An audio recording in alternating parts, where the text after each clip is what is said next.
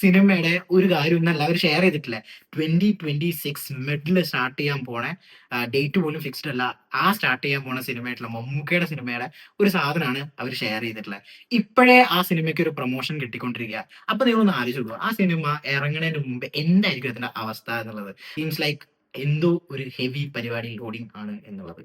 Mega ആക്ടറിനെ നമ്മൾ കണ്ടു, and it's time for mega star show. Definitely ആ ഒരു മെഗാ സ്റ്റാർ ടൈറ്റിലൊക്കെ കാണാൻ ഒരുപാട് കൊതിക്കുന്നുണ്ട്. ഞാൻ പറഞ്ഞ എപ്പോഴും അങ്ങനത്തെ സിനിമ വേണം എന്നല്ല.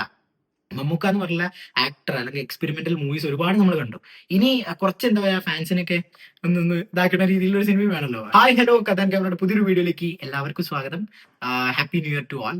അപ്പോ മമ്മൂക്ക ഫാൻസിന് വേണ്ടിയിട്ടായിരിക്കും ചിലപ്പോൾ ഈ വീഡിയോ. ഞാനൊരു മമ്മൂക്ക ഫാനാണ്. എനിക്ക് മമ്മൂക്കയുടെ സിനിമകൾ ഭയങ്കര ഇഷ്ടമാണ്. ആൻഡ് ഇപ്പോൾ കുറച്ച് കാലങ്ങളായിട്ട് ഞാൻ ആഗ്രഹിക്കുന്ന ഒരു കാര്യമാണ് മമ്മൂക്കയുടെ സ്റ്റാർഡം ഒരു ഒരു ഒരു ഷോക്കേസ് ചെയ്യുന്ന രീതിയിലുള്ള ഒരു സിനിമ വരണം എന്നുള്ളത്.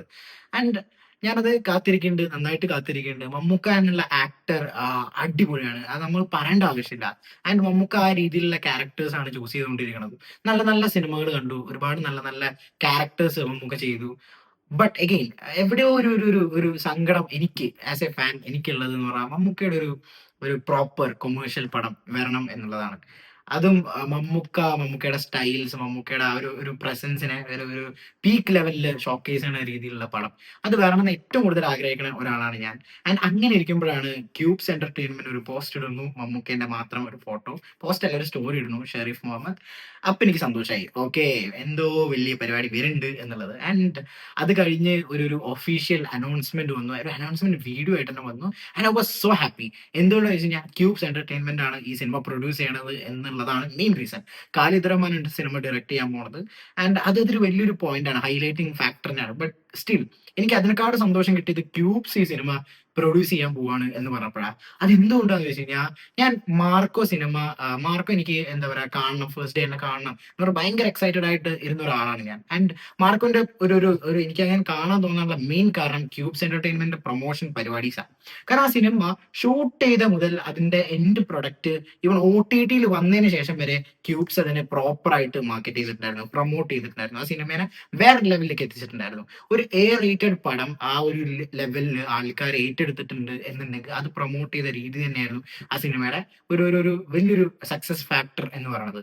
കാരണം എനിക്ക് ഇപ്പോഴും ഓർമ്മയുണ്ട്, ആ സിനിമ ഇറങ്ങുന്നതിന് മുന്നേ തന്നെ ഇന്ത്യയിലെ തന്നെ വയലന്റ് ആയിട്ടുള്ള സിനിമ എന്ന ടൈറ്റിലോട് കൂടിയാണ് അത് അവർ ഇറക്കിയിട്ടുള്ളത്. സോ ആ സിനിമയുടെ ഓരോ സ്റ്റേജിലും അവർ ഓരോ അപ്ഡേറ്റ് കൊടുത്തിട്ടുണ്ടായിരുന്നു ഈ ഒരു ക്യൂബ്സ് എന്റർടൈൻമെന്റ് എന്ന് പറഞ്ഞ പ്രൊഡക്ഷൻ കമ്പനി.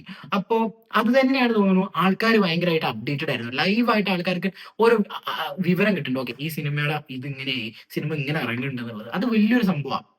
ആൻഡ് മമ്മൂക്കയുടെ സിനിമകളിലേക്ക് വരുന്ന സമയത്ത് മമ്മൂക്കയുടെ ഒരു സിനിമയ്ക്കും ഒരു പ്രോപ്പർ ഒരു ഒരു അടിപൊളി പ്രൊമോഷൻ ഒന്നും ഞാൻ കണ്ടിട്ടില്ല.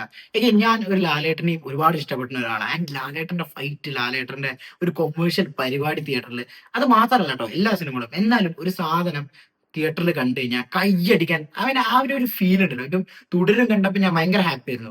ഈവൺ എമ്പുരാനിലും ഞാൻ ആ ഒരു കുറെ സീനുകളുണ്ട്, അതെനിക്ക് ഒരുപാട് സംഭവങ്ങൾ എനിക്ക് ഭയങ്കര ഇഷ്ടപ്പെട്ടു. അപ്പൊ ഞാനിങ്ങനെ ആലോചിച്ചിരുന്നു മമ്മൂക്കയുടെയും ഇങ്ങനത്തെ ഒരു സിനിമ വേണം മസ്റ്റ് ആയിട്ടും. ആൻഡ് ഇപ്പൊ ദേ നമ്മുടെ എന്താ പറയാ സീനിയർ ആക്ടേഴ്സ് ആയിട്ടുള്ള മമ്മൂക്ക, ലാലേട്ടനും ഞാൻ പറഞ്ഞല്ലോ ഇങ്ങനത്തെ സിനിമകൾ ചെയ്യുമ്പോൾ അതിന് വല്ലാത്തൊരു ഭംഗിയാണ്. അവർക്കൊരു പ്രത്യേക എനർജി, ഒരു പ്രത്യേക ഓറയാണ് അവർ ആ സ്ക്രീനിൽ കാണുന്ന സമയത്ത്. And coming back to Mammookka's movie, അപ്പോ ഈ ഒരു സിനിമ പറഞ്ഞ പോലെ ക്യൂബ്സ് ഏറ്റെടുത്തു എന്ന് പറഞ്ഞപ്പോൾ തന്നെ I was so happy. And ഇന്നലെ ആക്ച്വലി ഷെരീഫ് മുഹമ്മദ്, ഇന്നലെ എന്ന് പറഞ്ഞാൽ 30th ഈവനിങ് ഒക്കെ ആയിട്ടാ തോന്നുന്നു, ഞാൻ അപ്പോഴാണ് കണ്ടത്.